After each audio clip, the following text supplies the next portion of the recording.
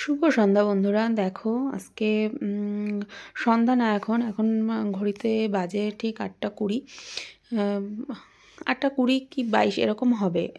আমি একটু বসেছিলাম, বসে থাকার পরে তারপরে ভাবলাম যে না, রাত্রে তো রান্না করতে হবে, তাই আবার উঠে রান্না করতে গেছি। রাত্রে হবে পরোটা আর চানা মশলা। তাই তার জন্য সমস্ত কিছু গোছগাছ শুরু করে দিয়েছি। সমস্ত কিছু করা হয়ে গেছে। আমি আগে ওই চানাটাকে প্রেসারে সিটি মানে সেদ্ধ করতে দিয়ে তারপরে পেঁয়াজ আর যা যা লাগে, রসুন আদা সব কিছু কেটে গুছিয়ে নিয়েছি। তারপরে দেখো প্রেসারটাকে ওই সাইডে রেখে আর কড়াই বসিয়ে দিয়েছি। কড়াই বসিয়ে দিয়ে কড়াইতে তেল দিয়ে দিয়েছি। তেলটা একটু গরম হলে তারপরে ওর মধ্যে তেজপাতা, শুকনো লঙ্কা ফোড়ন দিয়ে তারপরে পেঁয়াজ কুচিটা দিয়ে চানা মটরটাকে দিয়ে ভালো করে ভেজে নেব। আমি এইভাবেই করি। তার মানে এইভাবে চানা মটর বা ঘুগনির মটর যেটাই করি না কেন, আগে ভালো করে সেদ্ধ করে তারপরে ওটাকে পেঁয়াজের সঙ্গে ভালো করে কষিয়ে নিই। বেশ খেতে না টেস্ট হয়, খুব ভালো হয়। আর এই কালকে যে মানে আমি তো ভয়েস ওভারটা পরে দিচ্ছি পরের দিন, তা এই চানা মটরটা খুবই ভালো হয়েছিল। আমার শ্বশুরমশাই তারপরে সবাই খেয়ে খুব মানে বলেছিল ভালো হয়েছে। আমার নিজেরও খুব ভালো লেগেছিলো। একটু ঝাল হয়ে গেছিলো, যেহেতু আমরা ঝাল অনেকটাই কম খাই। আমরা জানো তো তরকারিতে 2টো কি 3টে এরকম লঙ্কা খাই। মাংসের মধ্যে মানে ধরো যদি 1 কিলো মতো মাংস হয় না, তার মধ্যে ওই 5টা 6টা মতো লঙ্কা এরকম খাই। আর যদি খুব বেশি লঙ্কাই ঝাল হয় তাহলে তো 4টে, এই রকম 4টে কি 5টা, তার বেশি আমরা খাই না। আর কোনো মাছের ঝোল বা ডালের মধ্যে তো আমরা একটা লঙ্কা দিই।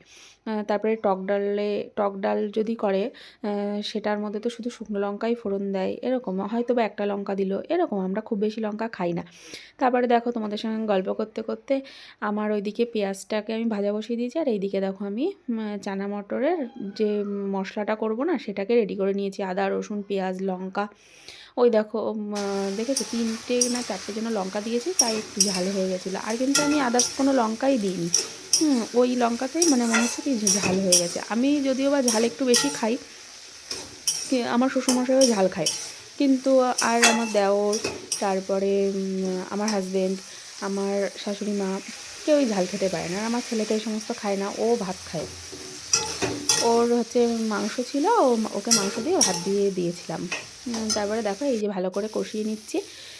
কষিয়ে নিয়ে মানে পেঁয়াজের সাথে কষিয়ে নিলাম। তারপরে এই দেখো ভালো করে কষানো হয়ে গেছে। তারপরে এই যে মশলাটা দিয়ে দিচ্ছি। মশলা দিয়ে ভালো করে কষিয়ে নিয়ে তারপরে এই যে চানা মটরটা সেদ্ধ করেছিলাম, যে জলটা ছিল ওই জলটা দিয়ে দেবো। তারপরে ভালো করে ফুটিয়ে বেসন মিষ্টি দিয়ে নামিয়ে ফেলবো। আমরা আবার একটু মিষ্টি মিষ্টি খাই। আমরা সমস্ত কিছু নিরামিষ তরকারিতে তো খুবই মিষ্টি খাই। আগে আর মানে অনেক মিষ্টি খেতাম। আমাদের তরকারি যদি কেউ খাবে না, সে বলবে কি বাবা কি মিষ্টি মানে দিয়েছে। কিন্তু এখন আমি অনেকটাই মিষ্টি কম খাই, কিন্তু আমার শাশুড়ি মা আবার একটু নিরামিষ তরকারিতে বলে একটু মিষ্টি হলে ওনার ভালো হয়। মাছের ঝোলেই তাই আমরা 2-1 দানা করে চিনি দেয়, আমাদের মাংসের মধ্যে দেয়।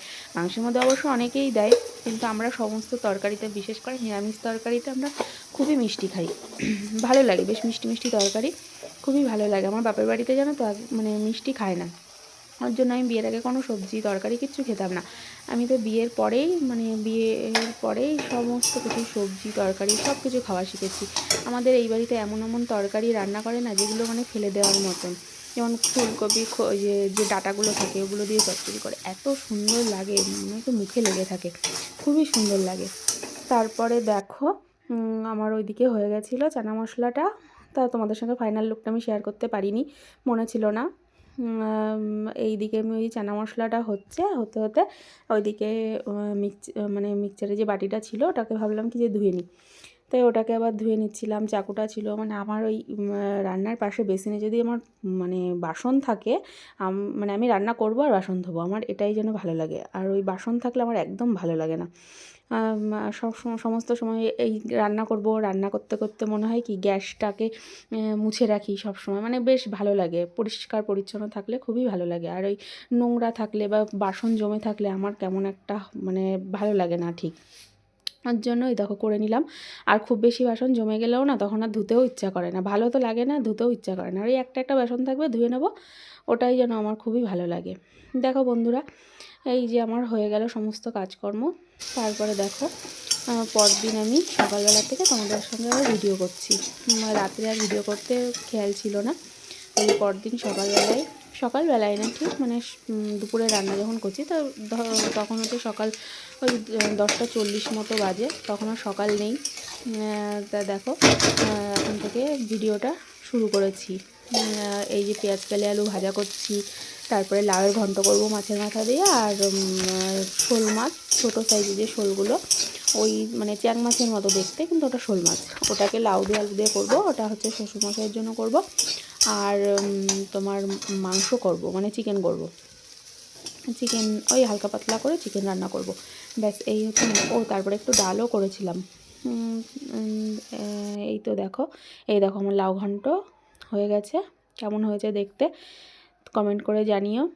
অনেক কম তেলে, আগে অনেক বেশি তেল খেতাম, এখন অনেক কম তেলে রান্না করার চেষ্টা করি। এই দেখো পেঁয়াজ কালি আলু ভাজা, খুবই মানে ভালো লাগে খেতে।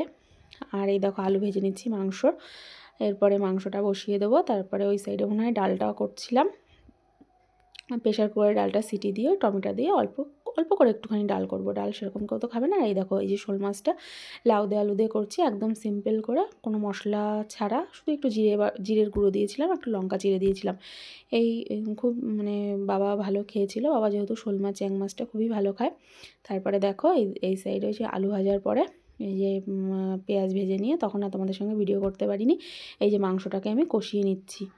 মাংস ভালো করে কষাবো, কষিয়ে নিয়ে তারপরে যে জল দিয়ে দেবো, তারপরে ফুটিয়ে নিয়ে ব্যাস এইভাবেই রান্নাটাকে আমি কমপ্লিট করব। তাহলে বন্ধুরা আজকের মতন ভিডিওটা এই পর্যন্তই রাখছি। আর হ্যাঁ, তো বন্ধুরা কথা বলতে বলতে হট করে শাশুড়িমা ডাক দিল, তাই আবার ওনার সঙ্গে কথা বলছিলাম। তো আজকের দেখো এই যে মাংসের ফাইনাল লুক। তাহলে বন্ধুরা আজকের ভিডিওটা এই পর্যন্তই রাখছি। কেমন লাগলো জানিও।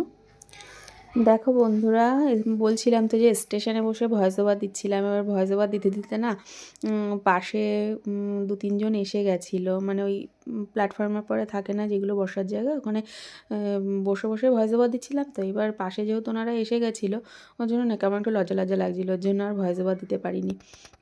তো বন্ধুরা আজকের মতন ভিডিওটা এই পর্যন্ত। কেমন লাগলো প্লিজ কমেন্ট